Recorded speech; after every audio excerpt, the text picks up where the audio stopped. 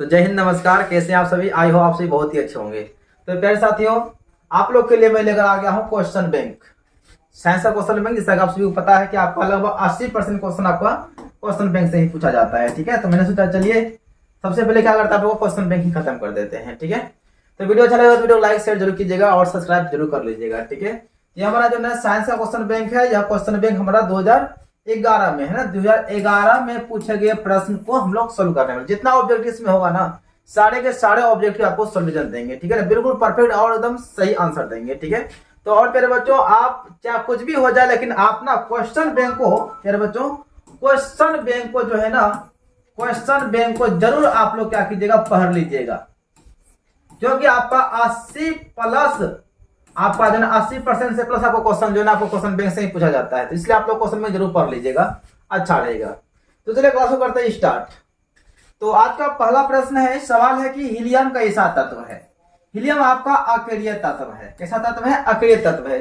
यदि क्वेश्चन पूछे आपसे कि बताइए कि अकेरिय तत्व कितने होते हैं, ध्यान दीजिएगा, अकेरिय तत्व,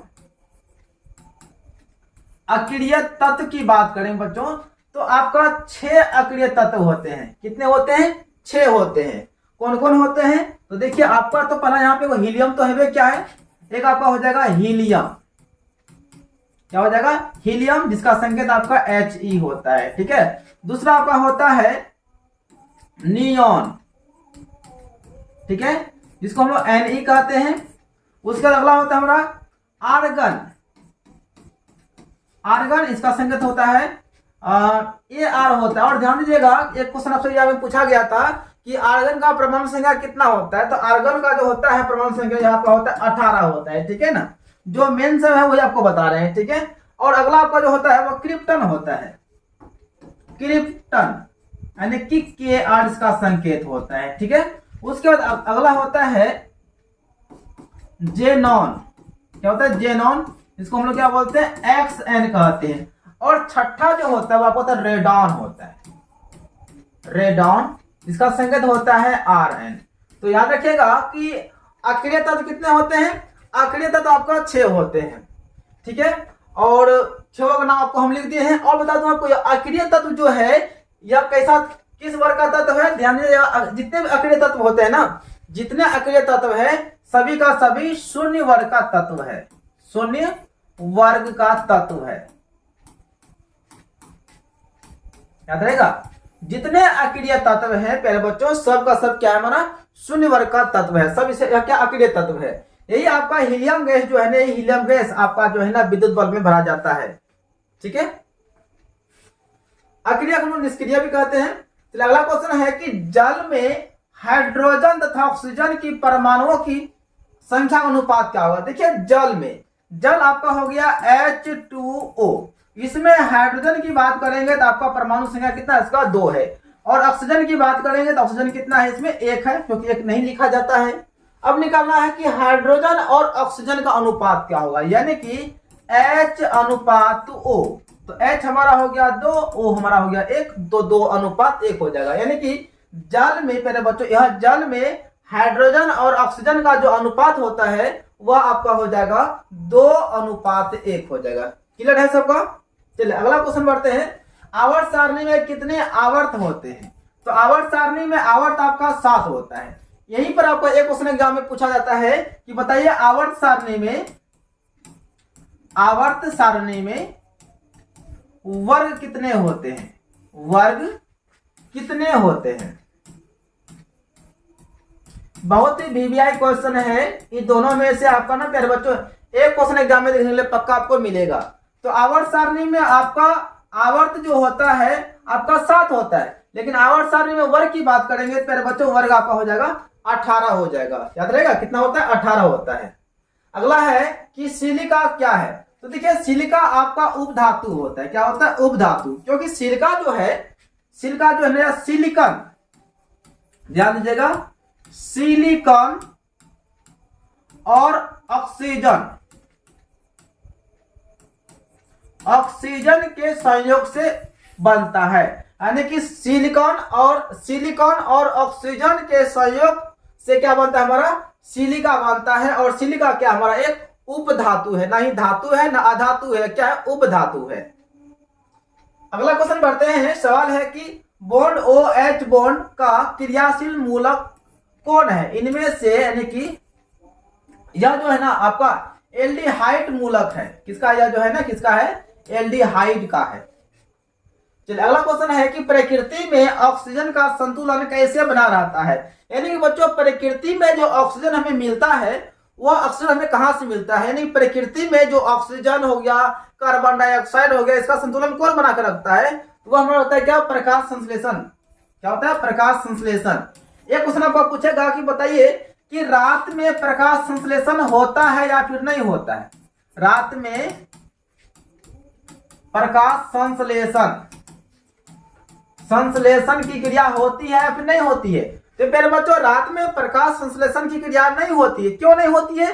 क्योंकि देखिए प्रकाश संश्लेषण की क्रिया जो होती है ना वह जो है ना आपका सूर्य प्रकाश की उपस्थिति में होता है, और रात में तो आपका चंदा मामा रहता है, सूर्य बाबा तो रहता नहीं है। इसका मतलब हुआ कि रात में सूर्य का प्रकाश नहीं होता है, इसलिए रात में प्रकाश संश्लेषण क्रिया नहीं होती है।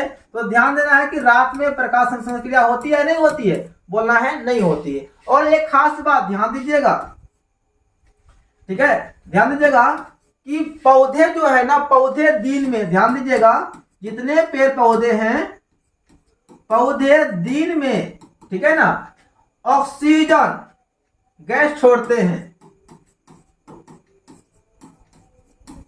क्या छोड़ते हैं?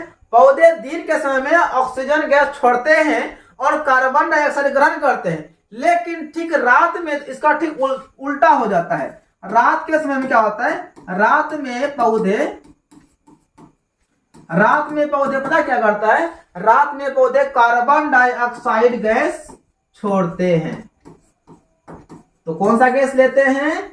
तो ऑक्सीजन लेते हैं, ठीक है ना। रात में पौधे ऑक्सीजन लेते हैं, कार्बन डाइऑक्साइड छोड़ते हैं, और दिन में पौधे कार्बन डाइऑक्साइड ग्रहण करते हैं और ऑक्सीजन छोड़ते हैं, और वही ऑक्सीजन हम लोग क्या करते हैं? लेते हैं। तो पेड़ पौधे कार्बन डाइऑक्साइड को ग्रहण करते हैं और ऑक्सीजन को छोड़ते हैं, और हम मानव लोग क्या करते हैं? जितने जीव जंतु हैं क्या करते हैं? हम लोग क्या करते हैं? ऑक्सीजन को लेते हैं और कार्बन डाइऑक्साइड को छोड़ते हैं। तो आगे समझ में, चलिए आगे बढ़ते हैं।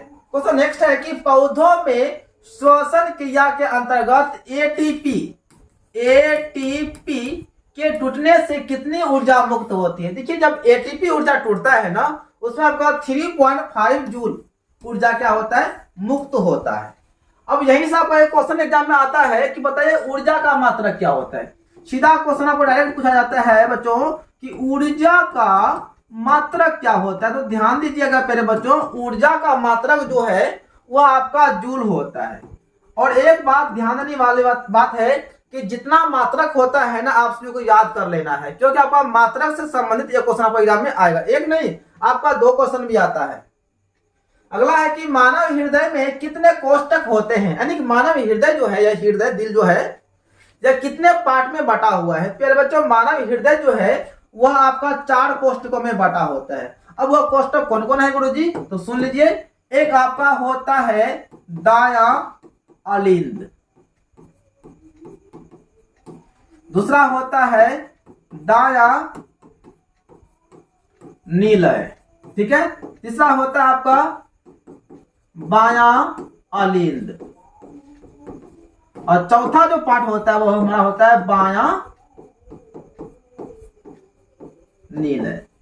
तो हमारा जो हृदय होता है, मानव हृदय जो है वह 4 भाग में बटा होता है। कौन कौन? दाया अलिंद, दाया नीलय, बाया अलिंद, तो बाया नीलय, 4 भाग में बटा होता है। और एक क्वेश्चन आपको आएगा एग्जाम में कि हमारा हृदय तो 4 भाग में बटा हुआ हो गया, यदि क्वेश्चन आ जाए कि मानव का मस्तिष्क जो ब्रेन है, दिमाग, यह कितने भाग में बटा होता है? तो ध्यान दीजिएगा मानव मस्तिष्क जो है यह आपका 3 भाग में बटा होता है। एक होता है अग्र मस्तिष्क, एक होता है मध्य मस्तिष्क, और लास्ट होता है ना पश्चिम मस्तिष्क। तो हमारा ब्रेन जो है वह 3 भागों में बटा होता है, अग्र मस्तिष्क, मध्य मस्तिष्क और पश्चिम मस्तिष्क, और हमारा हृदय जो है यह 4 भाग में बटा होता है। इतना आप लोग याद रखिएगा, ठीक है। अगला क्वेश्चन है कि मानव हृदय का औसत प्रकुंचन दाब कितना होता है? देखिए मानव का जो प्रकुंचन दाब होता है, जो औसत उसका जो ब्लड प्रेशर दाब होता है वह होता है आपका 120 बट्टे कितना होता है? 80 होता है। यदि प्रकुंचन दाब पूछेगा आपका हो जाएगा 120 हो जाएगा। यहाँ पूछा गया प्रकुंचन दाब कितना होता है, हो जाएगा 120, मतलब हाईएस्ट ब्लड प्रेशर कितना होता है? 120 होता है।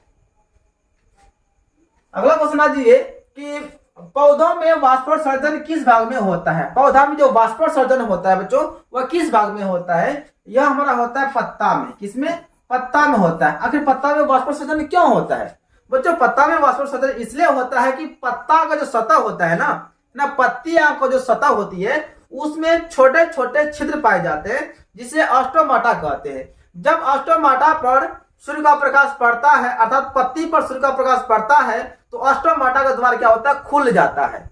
जब ऑस्टोमाटा का द्वार खुलता है तब वहां से जो पौधा का पानी जो होता है, जिसको लोग वाष्प कहते हैं, वो निकलना शुरू हो जाता है। तो एक बात ध्यान रखिएगा कि पत्तियों की सतह पर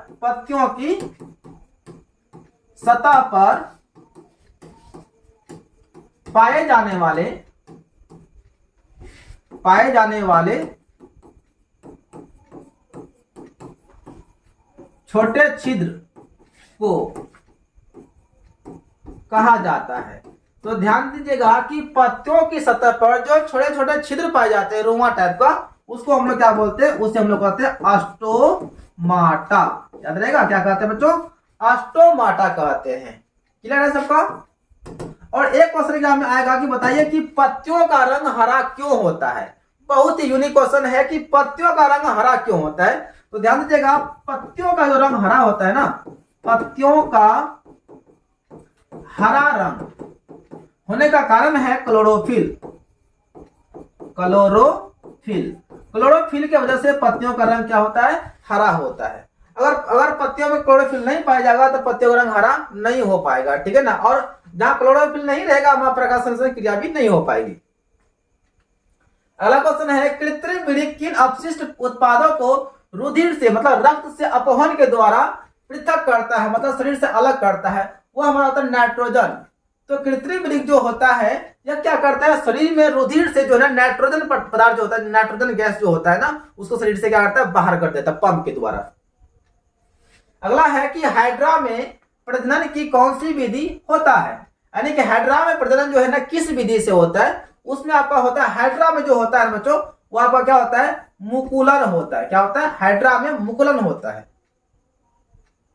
चलिए अगला हमारा है कि किसी माध्यम के अपवर्तनांक यानी कि म्यू का मान क्या होगा? तो देखिए, किसी माध्यम का जो अपवर्तनांक होता है जिसको हम लोग क्या बोलते हैं? म्यू कहते हैं। क्या होता है? साइन आई बटे साइन आर होता है। और अपवर्तनांक का मात्रक नहीं होता। क्वेश्चन पूछेगा बताइए अपवर्तनांक का मात्रक क्या होता है? तो अपवर्तनांक जो है ना मात्रक बिन भौतिक राशि होता है, ऐसा कोई मात्रक नहीं होता है।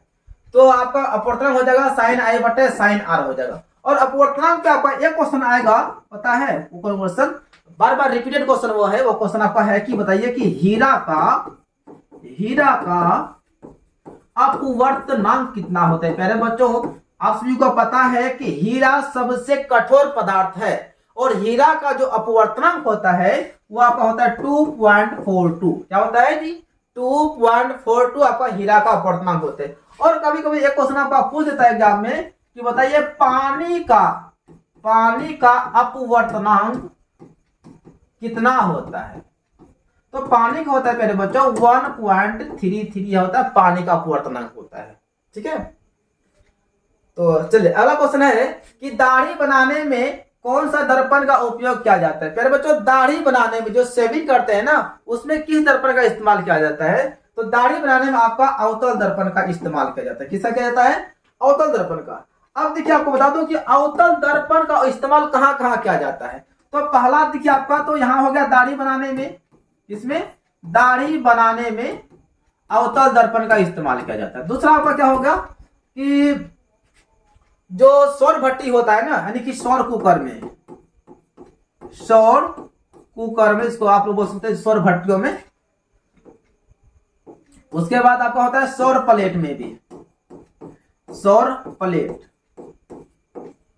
जिसको हम लोग सोलर प्लेट कहते हैं। उसके बाद जो ना डॉक्टर के द्वारा, किसके द्वारा? डॉक्टर द्वारा रोगियों के नाक, कान, दांत इत्यादि जांच करने में। ठीक है, और एक महत्वपूर्ण पता है क्या होता है? वो गाड़ी के जो है ना, गाड़ी के हेडलाइट में, हेडलाइट में अवतल दर्पण का इस्तेमाल किया जाता है। आप इसे याद रख लीजिए, कहीं से क्वेश्चन पूछा आप आसानी से इसको बता सकते हैं कि अवतल दर्पण का इस्तेमाल कहाँ कहाँ होता है। तो दाढ़ी बनाने में होता है, उसके बाद सौर कुकर में होता है, उसके बाद सौर प्लेट में होता है, उसके बाद सौर भट्टियों में होता है, उसके बाद आपका डॉक्टर के द्वारा जो ना, जो डॉक्टर लोग होते हैं जो रोगियों का कान नाक जो चेक करता है, उसमें भी आपका अवतल दर्पण का ही इस्तेमाल किया जाता है। उसके बाद गाड़ी के हेडलाइट में भी क्या, हेडलाइट का मतलब अग्रदीप, जो अगला बॉल बढ़ता है ना, तो गाड़ी के हेडलाइट में आपका अवतल दर्पण का इस्तेमाल किया जाता है। क्लियर है सबका। चलिए अगला क्वेश्चन है कि स्पेक्ट्रम में किस रंग की किरण का झुकाव अधिक होता है। स्पेक्ट्रम देखिए, जब श्वेत प्रकाश को, यार बच्चों श्वेत प्रकाश को किसी प्रिज्म में गुजारा जाता है तो यह जो है ना 7 रंगों में बढ़ जाता है। कितने रंगों में? 7 रंगों में बढ़ जाता है। और इन रंगों को एक पट्टी पे उतारा जाता है, एक पट्टी पे उतारा जाता है। इसी पट्टी को हम लोग क्या बोलते हैं? स्पेक्ट्रम कहते हैं। और इस पर जो है ना सबसे अधिक झुकाव जो होता है, नीचे वाला जो रंग होता है, नीचे वाला रंग दिखाई दे रहा है ना, ये हमारा बैगनी होता है। बैगनी रंग का झुकाव सबसे अधिक होता है। और ऊपर में जो होता है बच्चों वो हमारा लाल होता है। तो लाल का झुकाव कम होता है, लेकिन बैगनी सबसे नीचे होता है। तो बैगनी वर्ण का झुकाव सबसे अधिक होता है, लाल का क्या होता है? कम होता है। तो सवाल था कि स्पेक्ट्रम में किस रंग की किरण का झुकाव सबसे अधिक होता है। तो देख लीजिए क्या है? बैगनी है। तो बैगनी वर्ण का झुकाव सबसे अधिक होता है। यदि क्वेश्चन पूछा आपसे कि किस वर्ण का झुकाव सबसे कम होता है, तो बताना है सर जी लाल वर्ण का झुकाव क्या होता है? इसका झुकाव कम होता है। क्लियर है सबका? चलिए आगे बढ़ते हैं। अगला है कि विद्युत फ्यूज विद्युत धारा के किस प्रभाव पर कार्य करता है। विद्युत फ्यूज जो है वह विद्युत धारा के किस सिद्धांत पर कार्य करता है। फ्यूज जो है ना हमेशा गर्म होता है, यानी कि ऊष्मीय प्रभाव पर कार्य करता है। अगला है किसी कुंडली का प्रतिरोध ज्ञात करने के लिए सूत्र है। तो कुंडली का प्रतिरोध बच्चों, प्रतिरोध ज्ञात करने का सूत्र आपका होता है, यह होता है V बराबर IR होता है। क्या होता है? V बराबर IR। देखिए किस ऑप्शन में है? V बराबर IR किसी में है? अच्छा R से है। अगर हम इसको इधर करेंगे ना तो R बराबर क्या हो जाएगा? सॉरी माफ कीजिएगा, प्रतिरोध है ना, R बराबर आपका होता है V बट्टे, सही था, हमको क्या निकालना है? प्रतिरोध निकालना है ना। तो चलिए I बराबर आपका होता है V बट्टे R। ठीक है, I बराबर V बट्टे R होता है।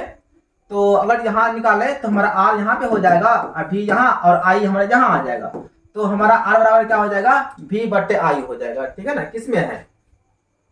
V बट्टे I हमारा ऑप्शन जो है ना C में है। ठीक है। और ये क्वेश्चन प्रतिरोध से हमें याद आ गया, ये क्वेश्चन आपसे एग्जाम में पूछा जाएगा कि बताइए कि प्रतिरोध का मात्रक क्या होता है बच्चों।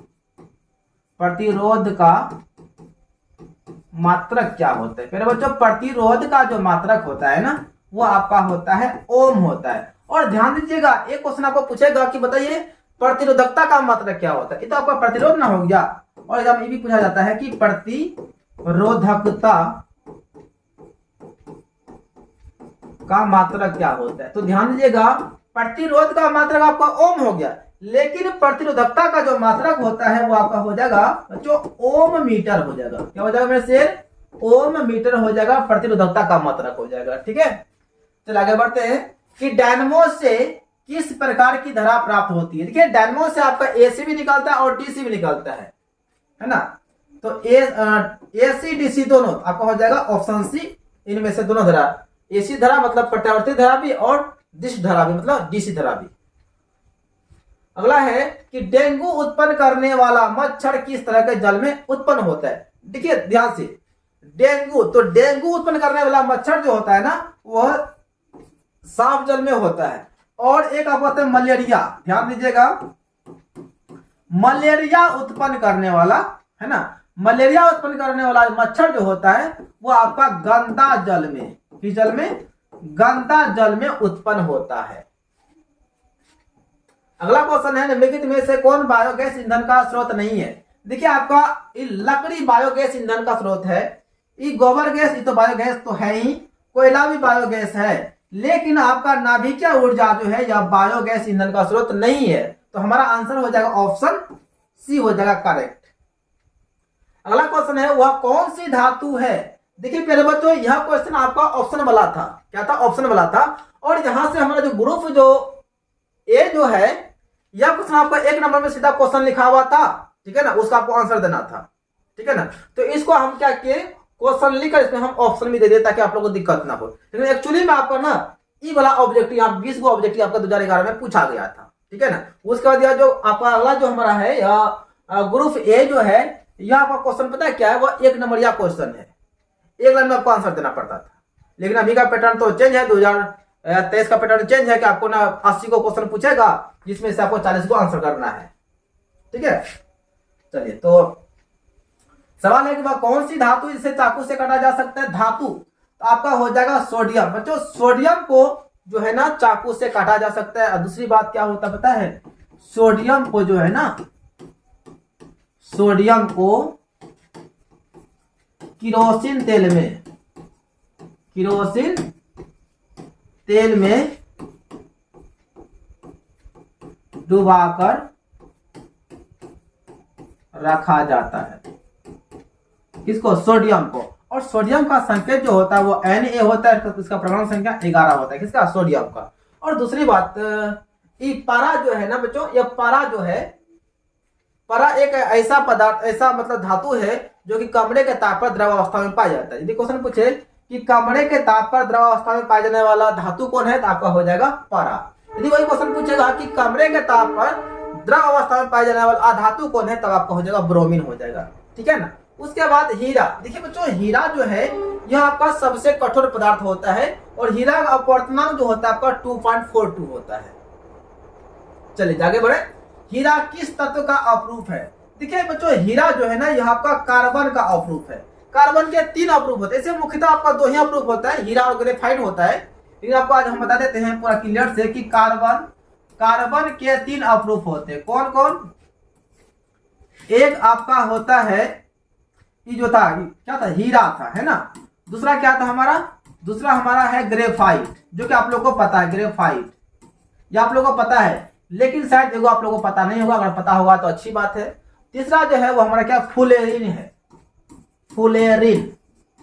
तो कार्बन के 3 अपरूप होते हैं, एक हीरा जो कि आप लोगों को पता है, उसके बाद ग्रेफाइट, उसके बाद फुलेरिन। ये ग्रेफाइट जो है ना एक हमारा अधातु है, लेकिन अधातु होते हुए भी ग्रेफाइट में विद्युत का सुचालक होता है, यानी कि इसमें करंट जा सकता है, किसमें, ग्रेफाइट में। और हीरा तो सभी को पता है, हीरा क्या हमारा एक कठोर पदार्थ है, क्या है, हीरा हमारा एक कठोर पदार्थ है, और हीरा का अपवर्तनांक हमारा 2.42 होता है। और ग्रेफाइट जो है ना एक क्या है, विद्युत का सुचालक है। यह अधातु है, अधातु होते हुए भी यह विद्युत का सुचालक होता है। चलिए अगला क्वेश्चन है, आवर्त सारणी के प्रथम वर्ग के तत्व है। तो आवर्त सारणी का शून्य वर्ग का तत्व आपका तो आर्गन सब हो गया, जो कुछ होगा आपका था। और प्रथम वर्ग का जो तत्व होता है वो आपका होता है हाइड्रोजन। हाइड्रोजन जो है आवर्त सारणी के पहले ही आपको मतलब वर्ग में मिल जाएगा, पहले ही मिल जाएगा, शुरू में ही मिल जाएगा, ऊपर में।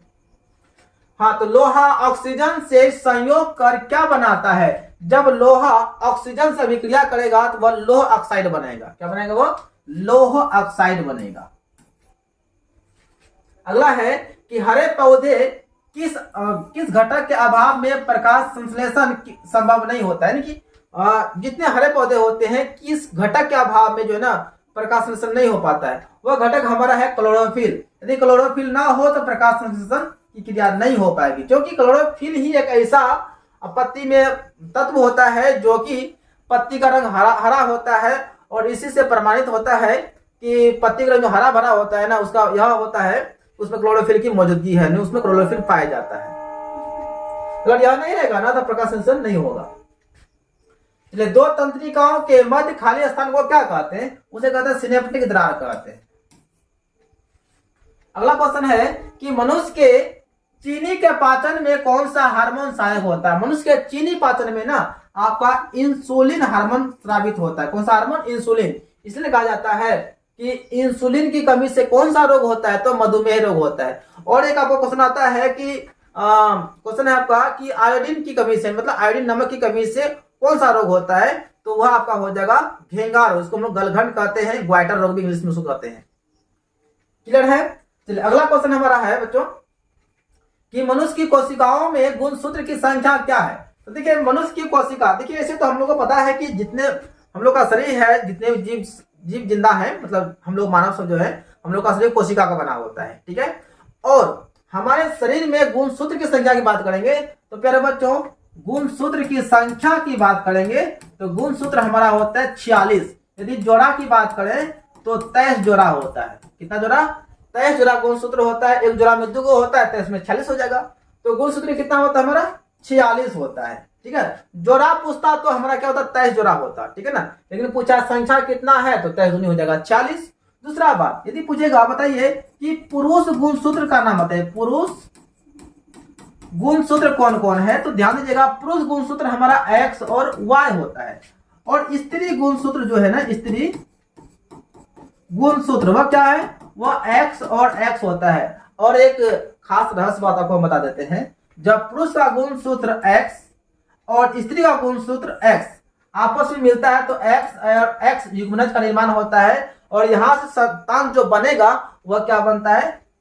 वह लड़की बनती है, ठीक है। यदि पुरुष का गुणसूत्र वाई महिला का गुणसूत्र एक्स से मिलेगा तो यहाँ पे युग्मनज आपका एक्स वाई होगा और यहाँ पर जो संतान बनेगा, जो जन्म लेगा, वह उत्पन्न संतान जो होगा वह क्या होगा बच्चों? लड़का होगा। क्या होगा भाई मेरे? लड़का होगा। क्लियर है सबका? चलिए अगला क्वेश्चन आते हैं कि ओम के नियम में किसका मान अचर होता है? ठीक है, ओम के नियम में आपका ताप का मान बच्चों अचर होता है। अगला क्वेश्चन है विद्युत शक्ति का एसआई मात्रक क्या होता है? विद्युत शक्ति का मात्रक वाट होता है। क्या होता है? वाट होता है। अगला है कि स्पर्श दृष्टि की न्यूनतम दूरी क्या होती है? तो ध्यान दीजिएगा न्यूनतम दूरी बोलेगा तो आपको हो जाएगा 25 सेंटीमीटर। यदि वही क्वेश्चन पूछेगा कि स्पर्श दृष्टि की अधिकतम दूरी क्या होती है? अधिकतम दूरी पूछेगा ना प्यारे बच्चों तो हो जाएगा हमारा अनंत। क्या हो जाएगा? अनंत हो जाएगा। ध्यान दीजिएगा निकट दूरी जो है ना, निकट बिंदु जो वो हमारा होता है 25 सेंटीमीटर और दूर बिंदु जो है वो हमारा क्या होता है? इन्फिनिट होता है, यानी कि अनंत होता है। और निकट बिंदु और दूर बिंदु के बीच का जो दूरी देख रहे हैं ना आप, इसका नाम है दृष्टिपरास। दृष्टिपरास याद रहेगा। निकट बिंदु 25 सेंटीमीटर, दूर बिंदु अनंत। तो निकट बिंदु और दूर बिंदु के बीच की दूरी को क्या कहते हैं? दृष्टिपरास कहते हैं। चलिए अगला हमारा है कि बायोगैस का मुख्य घटक क्या है? तो मीथेन गैस होता है। इसका सूत्र होता है CH4 मीथेन का। अगला है, चलिए हमारा ग्रुप बी में आ गया। बी में हमारा वही 1 नंबर में पूछा गया था, इसको हम ऑब्जेक्टिव में तब्दील कर दिए हैं, ठीक है ना। ऑब्जेक्टिव तब्दील का मतलब हुआ कि इसको हम ना ऑप्शन इसमें लगा दिए। अब 1 नंबर यहाँ पूछा गया तो उसमें ऑप्शन नहीं था, लेकिन इसमें आपको हम ऑप्शन लगा दिए ताकि दिक्कत ना हो, क्योंकि आपका एग्जाम में ऑप्शन से क्वेश्चन पूछा जाएगा। सबसे कठोर तत्व क्या है? तो आपको पता है हीरा है। हाँ, डेंगू उत्पन्न करने वाला मच्छर किस तरह के जल में रहता है? यह क्वेश्चन दोबारा रिपीट हो गया। डेंगू उत्पन्न करने वाला मच्छर हमारा होता है शुद्ध जल में, यानी कि साफ जल में। और मलेरिया उत्पन्न करने वाला मच्छर जो होता है वह किस में होता है? गंदा जल में उत्पन्न होता है, ठीक है। अगला है प्राकृतिक चयन का सिद्धांत किसने दिया था? तो डार्विन ने दिया था। पहले थोड़ा आपको समझा देते हैं कि प्राकृतिक चयन क्या होता है। प्यारे बच्चों प्राकृतिक चयन उसको कहते हैं जैसे अभी हम लोग यंग है तो अभी हम प्रकृति में रह सकते हैं, यहाँ के ठंडी गर्मी को सह सकते हैं। अर्थात प्रकृति ने हमें चुन लिया है कि अभी तुम यहाँ रह सकते हो, आप लोग यहाँ पे रह सकते हैं। लेकिन जब हम लोग का अवस्था 90 साल पूर्ण जाएगा, 80 साल पूर्ण जाएगा तो पता नहीं हम लोग कौन ठंडी में घुलट जाएंगे। इसका मतलब प्रकृति के अनुकूल मेरा शरीर नहीं रहेगा, प्रकृति के हम लोग प्रतिकूल हो जाएंगे। यानी प्रकृति का जो गर्मी ठंडी है, जो मौसम बदलाव होता है, हम लोग नहीं सह पाएंगे तो हम लोगों की क्या मृत्यु हो जाएगी। तो प्रकृति चयन का मतलब होता है कि प्रकृति के अनुकूल चलना। अभी हम लोग का जो शरीर है बिल्कुल हष्ट पुष्ट है, तो प्रकृति के अनुकूल हम लोग आसानी से चल सकते हैं, चाहे ठंडी हो या गर्मी हम लोग झेल सकते हैं। जब हम लोग का शरीर थक जाएगा तो हम लोग प्रकृति के अनुकूल नहीं चल पाएंगे और प्रकृति उसे विनाश कर देता है, यानी हम लोग मर जाएंगे। तब दूसरा जनरेशन आएगा, वह भी प्रकृति अनुकूल चलेगा। जब वो भी थक जाएगा चलते चलते तो उसका विनाश हो जाएगा। इसे कहते हैं प्रकृति चयन का सिद्धांत कहते हैं। किसने दिया था? तो डार्विन साहब ने दिया था। अगला है कि प्रकाश संश्लेषण द्वारा किसकी प्राप्ति होती है? तो प्रकाश संश्लेषण में भोजन बनता है, उस भोजन को हम लोग क्या बोलते हैं? ग्लूकोज कहते हैं। अगला है मुकुलन द्वारा अलिंगी जनन होता है, तो हमारा ईस्ट में होता है। हाँ, अगला है कि आवेश का मात्रक क्या होता है? आवेश का मात्रक हमारा कूलम होता है।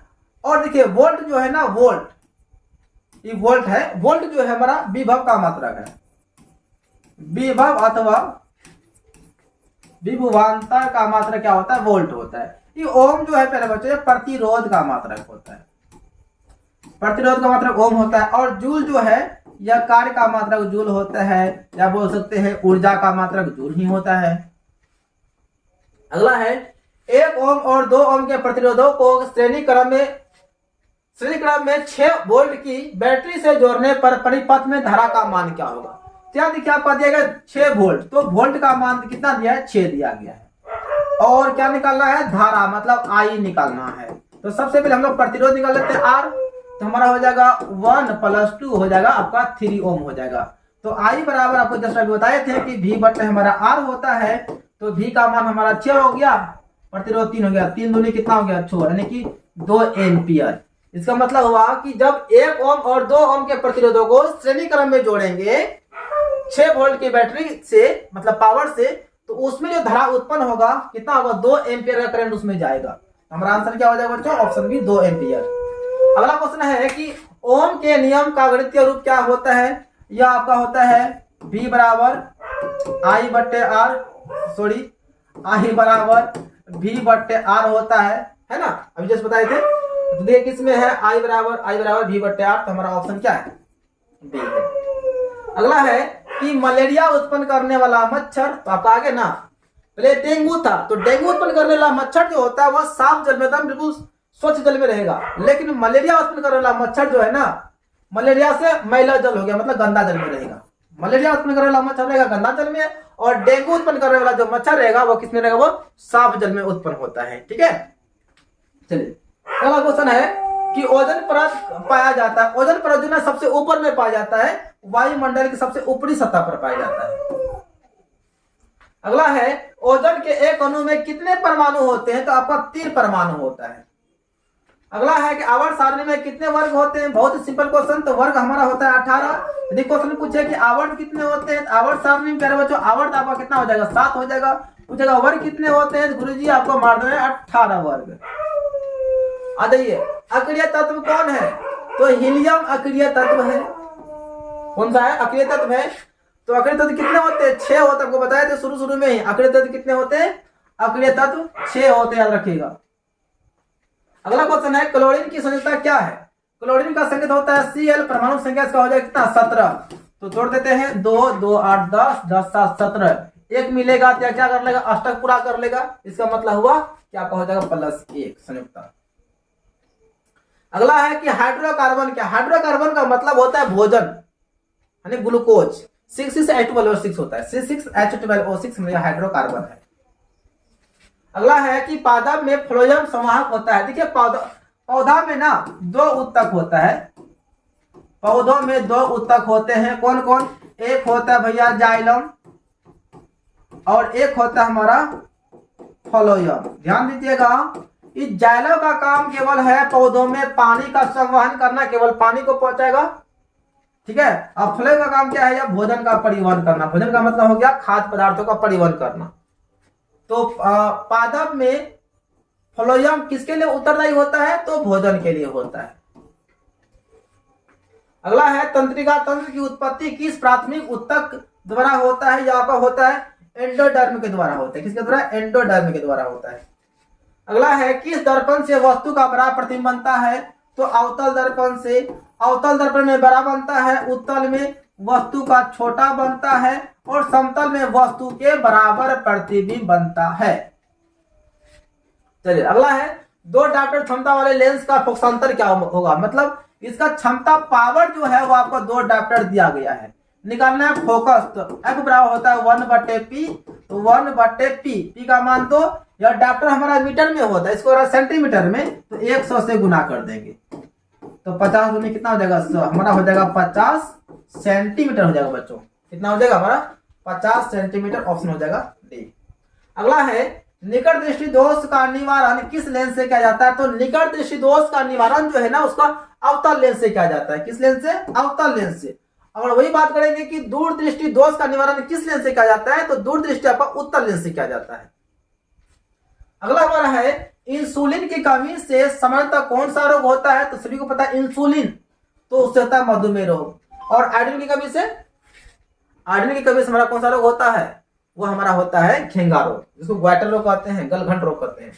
विद्युत हीटर विद्युत धारा के किस प्रभाव पर कार्य करती है, तो विद्युत हीटर जो है ना वो गर्म होता है ना, वह ताप उष्मा प्रभाव, वह ताप छोड़ता है। हीटर क्या करता है, वह ताप छोड़ता है, यानी कि गर्मी छोड़ता है, उष्मा छोड़ता है। अगला है कि बैटरी से प्राप्त विद्युत धारा किस प्रकार की धारा होती है, वो आपका होता है दिष्ट धारा होता है, डीसी करंट होता है। अगला है कि नमक का रासायनिक नाम एवं सूत्र क्या है, तो नमक तो सभी को पता है NaCl सोडियम क्लोराइड होता है हमारा, तो सोडियम क्लोराइड NaCl हमारा हो जाएगा। अगला है कि दूध से दही बनना कैसा परिवर्तन कहलाता है। देखिए दूध से दही बनना, लेकिन दही से दूध नहीं बनेगा, यानी कि वह अभिक्रिया जो एक बार बन जाए पुनः वह घूम के उस अवस्था में ना आए, तो ऐसे अभिक्रिया हम लोग क्या बोलते हैं, रासायनिक अभिक्रिया कहते हैं। ठीक है ना, इससे दूध से दही बन जाएगा, फिर दही से तो दूध बनेगा नहीं, यानी वो लौट के वापस नहीं आएगा। तो वह अभिक्रिया जो एक बार बन जाता है, दोबारा लौट के वो अपना फिर से मतलब पूर्वता अवस्था में नहीं आता है, उसको हम लोग क्या बोलते हैं, रासायनिक अभिक्रिया कहते हैं। तो दूध से दही बनेगा, तो दही से दूध नहीं बनेगा, हमारा हो जाएगा रासायनिक परिवर्तन। 3 ओम और 6 ओम के प्रतिरोधों को समांतर क्रम में जोड़ने पर संतुलित प्रतिरोध क्या होगा, यानी कि 1/R बराबर आपका होता है 1/R1 प्लस होता है 1/R2। तो 1/R बराबर आपका हो जाएगा 1 हो जाएगा 3 प्लस 1/6। 1/R बराबर 6 3 दूनी 6 प्लस 1, तो आपका हो जाएगा 1/R बराबर आपको हो जाएगा 3/6, 3 कम 3 3 दूनी 6 आपका हो जाएगा। इसको पलटाएंगे तो R हो जाएगा, यहाँ 2 हो जाएगा, कितना हो जाएगा 2 ओम हो जाएगा बच्चों, 2 ओम। ये बात समझ रहे हैं ना, ये सूत्र था हमारा। अगला है कि गैर परंपरागत ऊर्जा का स्रोत का उदाहरण कौन नहीं है, कौन है, वो हमारा है क्या, सौर ऊर्जा।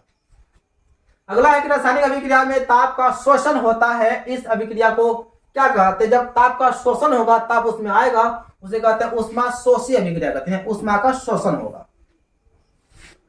अगला है कि सूर्य का प्रकाश किस प्रकार के पोषण के लिए आवश्यक है, तो सूर्य का प्रकाश जो है ना वो स्वपोषी के लिए जरूरी होता है, जैसे कि पेड़ पौधा सभी स्वपोषी होते हैं, तो स्वपोषी पोषण के लिए जरूरी होता है। अगला है कि नियंत्रण एवं चेतना जैसी क्रियाओं के लिए कौन उत्तरदायी होता है, यानी कि सोचना समझना है ना, कुछ चीजों को याद रखना, यह सब क्रिया कहाँ पे होता है, हमारा दिमाग में होता है, यानी कि ब्रेन मस्तिष्क में होता है। आप लोगों को पता है ना, हमारा मस्तिष्क जो है यार 3 भागों में बटा होता है, एक होता है अग्र मस्तिष्क, बीच वाला मध्य मस्तिष्क, लास्ट वाला पश्चिम मस्तिष्क। अगला है कि परागकोश के मध्य में क्या रहता है, तो परागकोश में परागकण होता है, परागकोश में परागकण होता है।